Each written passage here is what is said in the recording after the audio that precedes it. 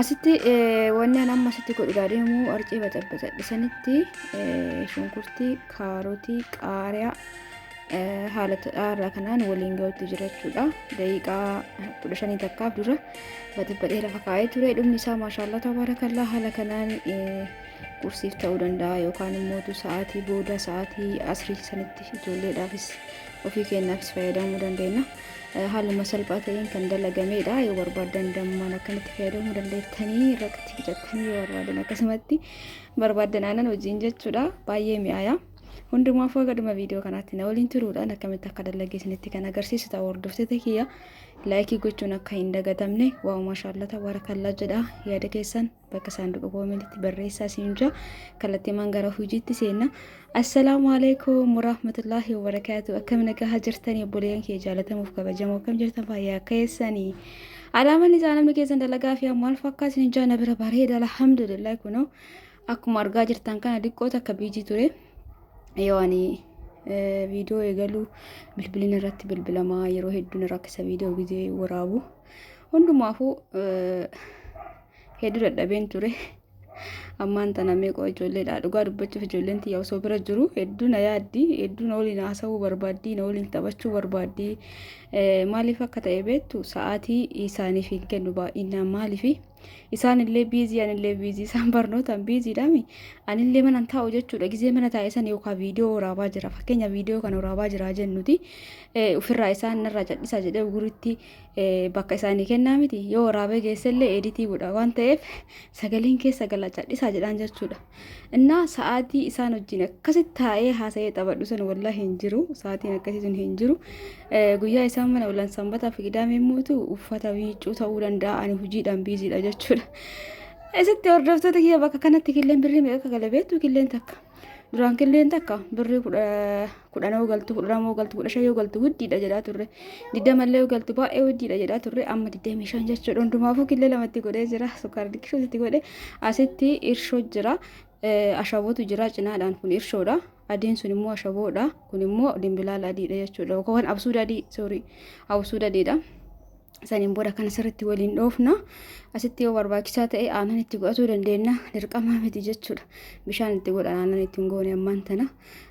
Saniin booda maksasiidhaaf tariitii qursiidhaaf tarii sa'aatii isin barbaachisetti mana keessan keessatti namni sa'aatii kana maa gooti isin jedhu hin jiru jechuudha. Sa'aatii isin barbaadetti isinitti isin barbaachisetti waan barbaadan wajjattanii fayyadamuu dandeettan jechuudha. Hordoftoota kiyyaa innaa ijoolleedhaaf haga isaan mana quraanaatti bahanii godhuu fi barbaadeeti dhuguma immoo yoo yaadu dhugaa isaaniiti wallahi gizee taa'ee akkana isaan hojii taphadhe guyyaa jechuun guyyaa akkana jedhee dubbadhu hin qabu. Fakkeenyaaf bakka taphallee yoo geesse tapha san taphatanii achii galanii isaan wajjin bakka taa'ee akkana sa'aatii dabarsaa hin jiru jechuudha. Kana ta'uun isaa xiqqoo siqirna jedha. Haga isaan na yaadan takka bakka hedduu nattoonni jedhanii bakka sa'aatii isaan dhufanitti yookaan viidiyoo godhaa jira yookaan mootu nama haasofsiisaa jira yookaan bakka sa'aatii gattaa'eetiin firii ta'ee isaan hojii haasa'u narraan dhufan jechuudha. Akkasiin jaarduutti kiyya haala saniin ka baxabbaxe sanitti asitti kaarotii shunkurtii qaaraa diqqoo godhee ciree ture. Viidiyoon akka hin dheeranneef viidiyoo keessatti isinitti agarsiisne garuu kaarotii hidda takka faqaffaqee shunkurtii hidda lama akkasumas immoo qaaraallee akkasuma saniin booda wanni an baxabbaxe kun diqqaatti daqiiqaa 15 lafa taa'ee jira jechuudha. Jalqabarraa gan sanniin quuncisee faqaffaqu saniin booda amma itti naqadhe akkanan lafa kaaya hagasitti immoo kasalatti daballee shaayii danfisna. Shaayii keenya irra kaatuuf kasalli osomaan kan olii gadi oofu kasalli duratti naqe jala dhumatutti ture. Kanaafuu ammaan tana kasalli xiqqootti dabaladhe shaayii irra keenya jechuudha. Hordoftoota kiyya egaa namoonni gara keessaatiin gaafii garaagaraa na gaafattan namoonni waan garaagaraa natti ergitan jirtanii akkuma viidiyoo irraati tanaan durallee isinitti hime yeroo baay'ee isinitti himaa waan ta'eef irra deebi'ee dubbataa ooluun hin barbaachisu. Namoonni meeshaa barbaadan illee yeroo itti qophooftanitti na dubbisa. Meeshaan keenya danfee jira kanaafuu amma shaayii qixxalitti godha. Qimamiif keessaa qabdu waan ta'eef homaa waan biraatti hin godhu sukaarallee asitti godhuu hin barbaadu. Shaayii gizee maraa hima daffisne gizee maraa gadi mujjisne hima daffise hima gadi mujjis hin dhugan jechuudha. Ijoolleen baay'een jaallattu shaayii walumaa galatti baay'een jaallatu mana keenya keessa. Kanaaf sukaara itti godhee bilaashaa ta'urra abbaan barbaades keessa biqiltee sukaara jala qicatee fayyadamuu danda'a. Asitti mangorqora harkana gubee jennaan dhimbii fiidoo inni qabadha jarqini. Eegas shaayii keenya feermuusitti kana qanneen booda ibiddi hundoo qabatutti jira. Saniin booda qixxaarii fi san hojjanna jechuudha. Baay'ee akka mi'aayaa yaala itti dalagadhaatiin yeroo takka ijoollee teessan immoo ijoollee waan akkana kana hedduu itti gammadanii. Kanaaf biddeen waxiin gizee kenneef gizee baay'ee hin fedhan. Waan akkana kana baratan garuu gizee hedduu bakka itti tolla jechuudha. Daa'imman keessattuu daa'imman waa hin nyaanne bismillaa akkama kana marakkistu haala kanaan waan tokko jijjiirree kennuufi barbaachisaadha. Akkan isin jaa maxxashaan tuni wanni isin ilaalloftee itna micciirallee keessa dabare jechuudha. Bilooniin isaa hedduu na fayyaddee jirti. Maashaallah tabaarakallaa baay'ee akkanatti toltee itti dalaga waan kamuutti dalaga akka salirratti illee istoofii irratti illee jechuudha. Haala bareedaa ta'een kaasti. Hedduu jaaladheera isin jaa akka modistii yoonni sanii maxxashaaf distiin isallee tokkuma oriijinaala waan ta'eef yeroo hedduudhaaf bakka isinitti tola waan kamuutti gootan jechuudha. Egaa lixiin keenya akkana ta'ee jira ammoo fudhatee jira waan ta'eef ammaan tana maxxashaa keenya dirqama zayitii itti dhiguu qabna jechuudha gubboo baraatti. Kanaaf zayitii keenya jala qicee jira. Saniin booda akkanatti itti naqadha. Asitti kaarotii ani guurdisee faqafaqee akkana barbaade tariitii isin diqqeessitanii faqafaquu dandeettanii kaarotii fi timaatima qaaraan itti godhe kun keessaa yoo ni mul'ata. Garuu yoo bilchaate hin dhokate jechuudha. Kanatti yoo ilaaltan guurdaa isiniif fakkaata. Yoo bilchaate immoo of keessa dhosse jechuudha. Akkuma argaa jirtan kana lixii kana eega inni gadi liqimseen booda itti qadaanna. Ufitti hin qabdu maxxashaan olillee fuudhee oli galabatuu ni danda'a. Garuu gara tokko yoo gannaa dhiisan qabannaa kanaan garagalchuu natti tola. Kun akkuma argaa jirtan kanatti haaluma salphaa ta'ee maksasii bareedaa hojjetannaa qursillee ta'uu danda'a. Yookaan ciree yeroo takka ijoollee teessanii dalagattanii kennuufii dandeettanii inni isin jaabboleeyyan kiyya. Egaa viidiyoo kiyya immoo laayik sheer gochuu hin dagatina. As dhiyeenna kana maashaallah sabskiraayib godhaa jirtanii yaa'u sirrittillee deemaa jiraatu waatu. Haga tokkoma fooyyee maqaba subscribe godhaatum jirtan nama 10 ima subscribe godhaa jira jechuudha viidiyoo tokko jalatti. Kanaafuu jabaadhaa like na godhaa subscribe godhaa channel kiyya akka guddatuuf sababa ta'a isin jaa ni beekaa channel kana jechuudha. Nama channel YouTube tokko haarawaa banee osoo warra prank hojjetu makameetiin ni dalage YouTube kii torbe tokko keessatti subscribe mana kuma 20 ga'uu danda'a jechuudha. Kan bara dhibbatti ni beekaa garuu prank akkasiin dalaguu hin barbaadoni. Innaa kiyyuma kana haaluma kana guddifachuu barbaada suutuma jedhee haa guddatu. Namni maaliif isin jaa beektanii namni keenya jechuudha bakka caacataa kana sirriitti jaalata.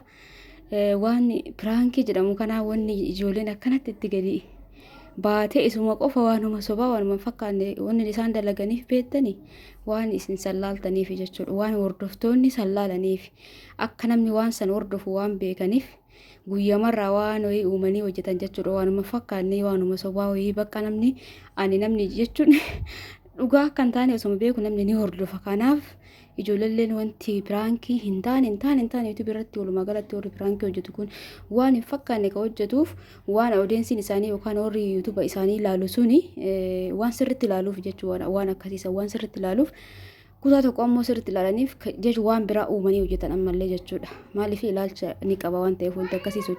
Anamma YouTube tokko haarawwan banee osoo isaanuma makamee viidiyoo mafurii shanii tokko hojjedhe YouTube kiyya oomisaan seerallee guututaa oomisaan subscribe isallee ol tara jechuudha. Kanaafuu garuu wanni YouTube irratti gadhiisan tokko rakkisaa waan ta'eef jechuudha.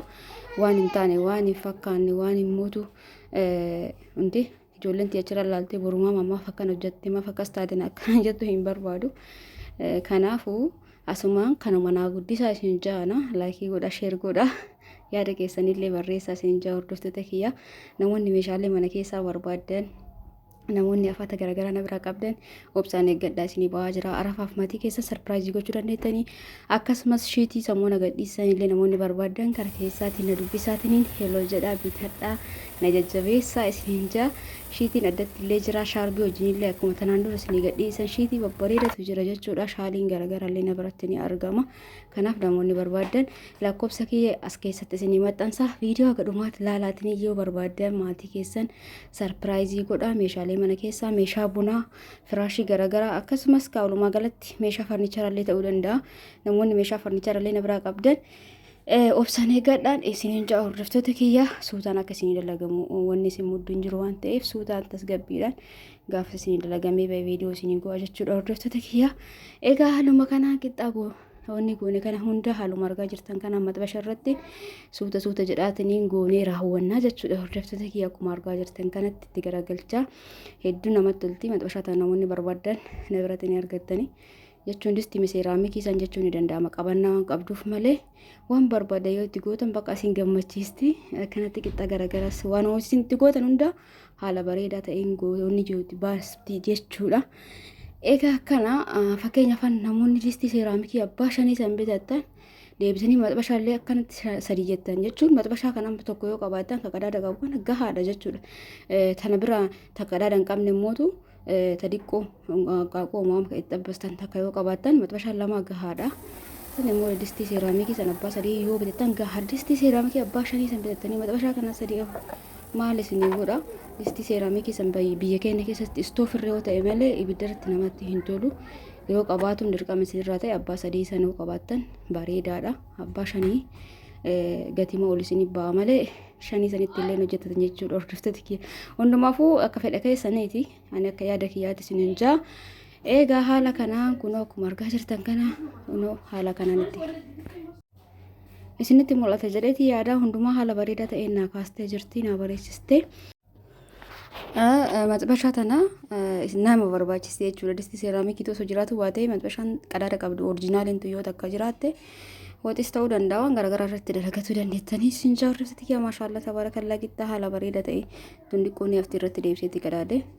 Egaa seerraa fuunaa kunoo haala kanaan hundisaatu haaluma kanaan goonee raawwannaa yoo barbaadan haphistanii yoo barbaadan diqqoo haphistanii illee dalagachuu dandeettanii. Anam akkuma argitan kana jiddu galeessa garuu gara yabbuuti malee gara haphiitii miti kasiqu maaliif itti deebisee itti qica jechuudha. Hordoftoota kiyyaa akkuma argaa jirtan kana ammallee haaluma kanaan hundaayyuu zayitii jala qicaa akka isin jalaa hin qabne jechuudha.